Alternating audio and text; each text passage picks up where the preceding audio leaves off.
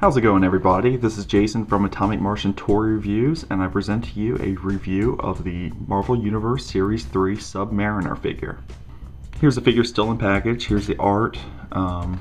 This is actually the second release of a Submariner figure in the Marvel Universe line. From what I've read, a lot of Marvel Universe fans were upset that the first Namor, the Submariner figure that they released, had much more clothing than the traditional Namor figure had. So Hasbro decided to release this figure in his almost completely naked form. I guess to appease the women and bi-curious fans of Submariner. Like I said before, this is Series 3. This is the 19th figure in the wave. Here's a very well detailed picture of the figure. Here's a little bit of backstory and information about Submariner. And here's some other figures in the wave. We've already reviewed Ultron, and we will be reviewing Steve Rogers Annex 23 sometime soon. So let's get them open and check them out. Well, this is a little embarrassing, but actually in the process of loosening all the joints, I accidentally broke his hand off while trying to turn it. The plastic peg that goes into his arm did not turn when I turned the hand, and actually ripped it off. I just applied a little bit of glue to the hand to reattach it, but just be careful when you're loosening joints of some of these figures. Sometimes they get loose, or sometimes they get a little tight, and they can snap or break. The plastic is bendable and flexible, but it's also not as strong as it used to be. All right, here is a close-up of the figure out of package. Can we zoom in? He is definitely naked, or almost naked. He has like his little Speedos on or whatever.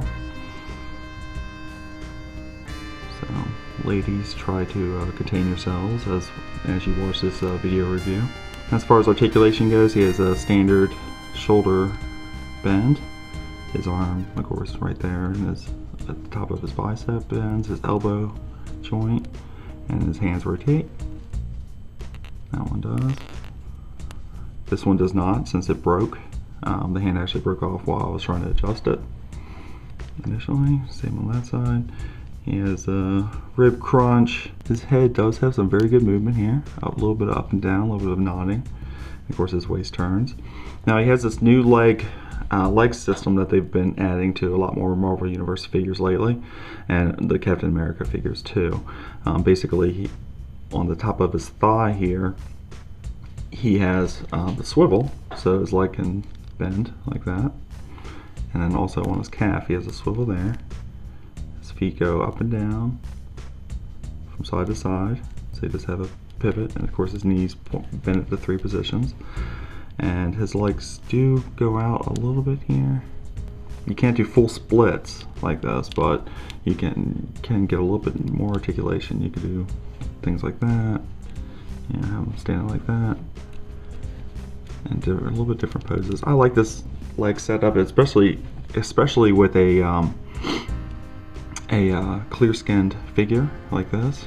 The movement doesn't look as noticeable as some of the other figures, but overall, here's a little close-up of the headshot. The head sculpt. It's a nice-looking sculpt, and of course he comes with his Atlantean staff here, so he can swim around the ocean carrying his staff. Now, you also may have noticed that he does have the wings on his feet. This gives him the ability to fly. In fact, a couple fun little facts about Namor is he, for a long time, was considered the first Marvel mutant, or first Marvel character that would be classified as a mutant. He's kind of a hybrid. A lot of people argue whether he's actually a mutant or not, because he has a human father and an Atlantean mother, which is a different race of humans. But that gives him a lot of his powers. Now, the wings on his feet give him the power to fly, which neither his mother or father had. So that's kind of a mutant ability, I guess. A lot of people consider that like one of his mutant abilities. And the other abilities were just gained genetically from his mother and father, like his super strength, his ability to breathe underwater, stuff like that. Now, another interesting fact about the Submariner is the fact that he was one of the very first Marvel superheroes, or Marvel characters. The comic book company that was a predecessor to Marvel created him back in 1939, and along with the original Human Torch and Captain America, he was one of the 3 original characters that they created.